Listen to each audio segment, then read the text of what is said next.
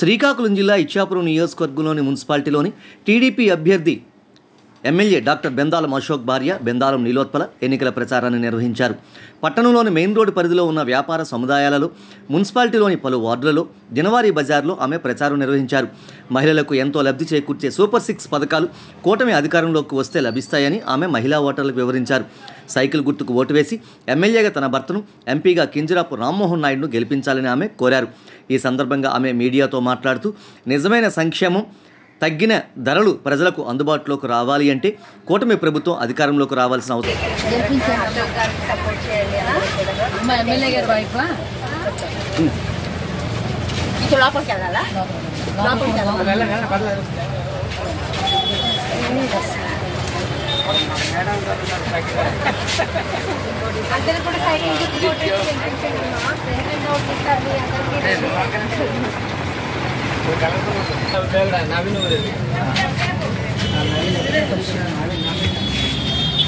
వైపు అందరూ కూడా సైకిల్ అశోక్ గారికి సపోర్ట్ చేయండి. సార్ చెప్పండి, అడ్వాన్స్ కంగ్రాచులేషన్స్. లాస్ట్ 2 టైమ్స్ నేను ముందే చెప్పేశాను. ఓకే,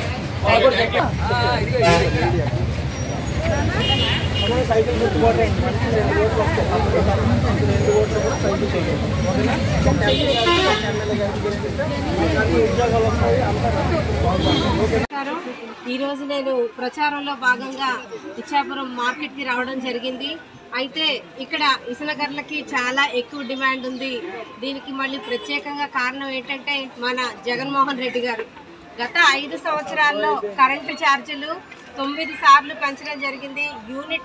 యూనిట్ మీద చాలా ఎక్కువ భారం వేయడం వల్ల గత చంద్రబాబు నాయుడు గారు ప్రభుత్వంలో 300 వచ్చే కరెంటు బిల్లు 3000 అయ్యింది. ఎంత మార్పు వచ్చింది, ప్రజల మీద ఎంత భారం పడింది అనేది అందరూ గమనించాలి.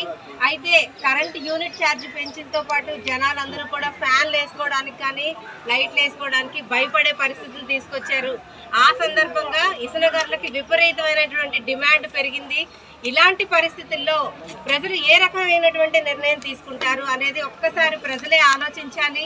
ఇలాంటి ప్రభుత్వ పాలనకి స్వస్తి చెప్పాలి. ప్రజలందరికీ మరోసారి పిలుపునివ్వడం జరుగుతుంది. గత ప్రభుత్వంలో జరిగినటువంటి ఇలాంటి అరాచకమైనవన్నీ, కరెంటు బిల్లులు కానీ, గ్యాస్ సిలిండర్ బిల్లులు కానీ, అలానే నిత్యావసర వస్తువులు కానీ మన మధ్యతరగతి కుటుంబాలకి అవకాశం లేకుండా విపరీతమైన రేట్లు పెరిగాయి. కాబట్టి వాటన్నిటినీ తగ్గించి రేపు పొద్దున్న వాటి భారాన్ని మన మీద నుంచి తీర్చేసే ప్రయత్నం చేస్తారు మన చంద్రబాబు నాయుడు గారు.